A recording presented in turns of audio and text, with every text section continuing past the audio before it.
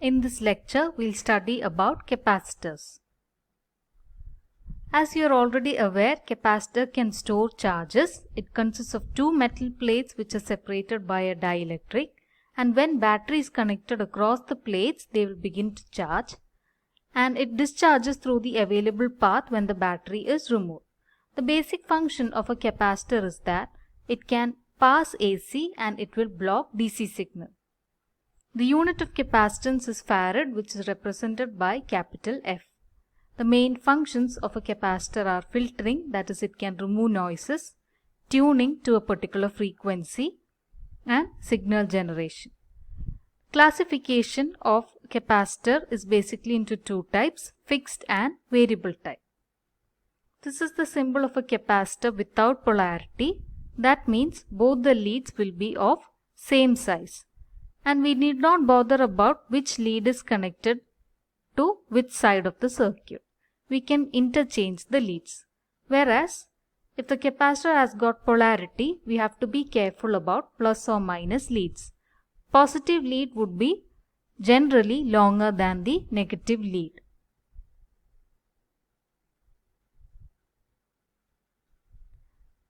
This is the classification of capacitors, that is fixed capacitors. So we'll see one by one. First one is called as an electrolytic capacitor, which has got polarity. So in this figure, you can see that one of the lead will be slightly longer than the other, which means that this lead is positive and the shorter one is negative. The dielectric that is basically used in this capacitor is aluminum oxide, and there is a paper spacing which is dipped in electrolyte, and that gives it the name electrolytic capacitor. There are metal foils which are used as plates of the capacitor, and basically this is used for filtering ripples or noises in power supply circuits. And all these, that is the foils, the dielectric, the paper spacing, and finally the final cathode foil, all these are rolled together to form the electrolytic capacitor. Next we have the ceramic capacitor. The dielectric of it is titanium or barium. It does not have polarity, that is, both the leads will be of equal size. It is basically disc shaped and the value is represented by a number on it. The metal plates are made of copper and it is used for high frequency. Next we have mica capacitor, where the plates are made up of metal foils. The dielectric is made of mica, which gives its name.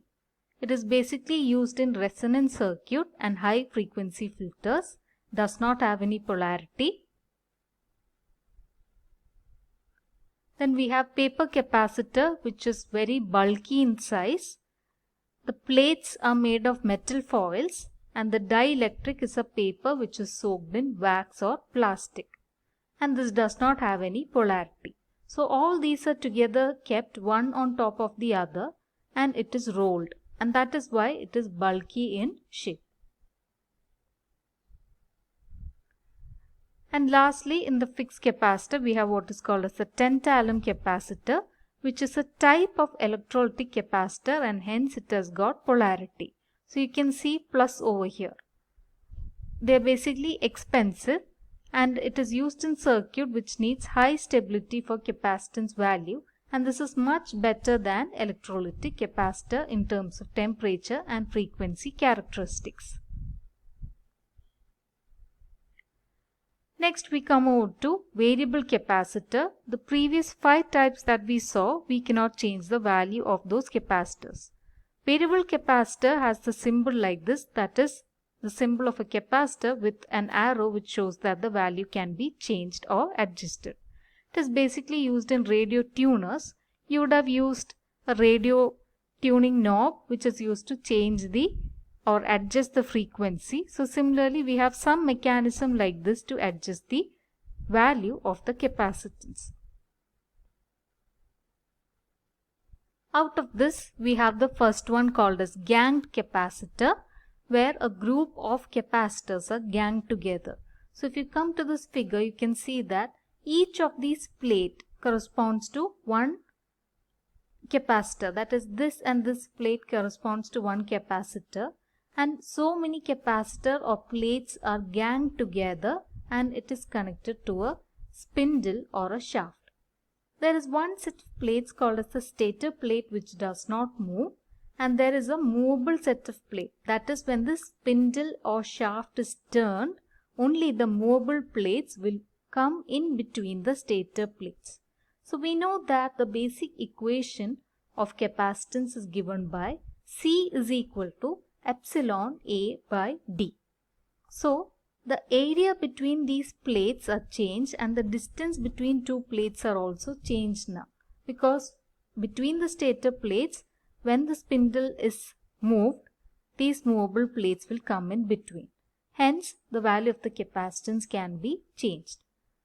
These are used in radio receivers to tune radio frequency. Next, we have what is called as a trimmer, where the value of the capacitance is adjusted using a screw. So there are plates here and there is also dielectric. The distance between the plates is varied by changing the screw. One of the plates will be stationary and the other one, by changing the screw, will come closer to this one, thereby varying the distance between them and hence the capacitance. So once this value is changed, we generally don't change them much frequently, and they are used in radio and TV receivers. This is the symbol of a trimmer. We come to the last type of variable capacitor, which is called as a padder, which is again a type of a trimmer, but it has got higher capacitance. In this, air is used as a dielectric, and there are two tiny aluminum cups which can be changed or varied. The gap between them can be varied by turning a screw.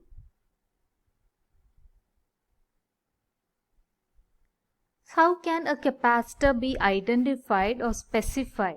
So that is using these set of descriptions, that is the value of the capacitance, the working voltage, the type of dielectric that is used, the working temperature range, etc. Next, we come over to the numbering of capacitance. That is, in certain capacitance, the value may be mentioned by a number. And this number may not be straightforward for us to just read it. We'll have to decipher the value from that.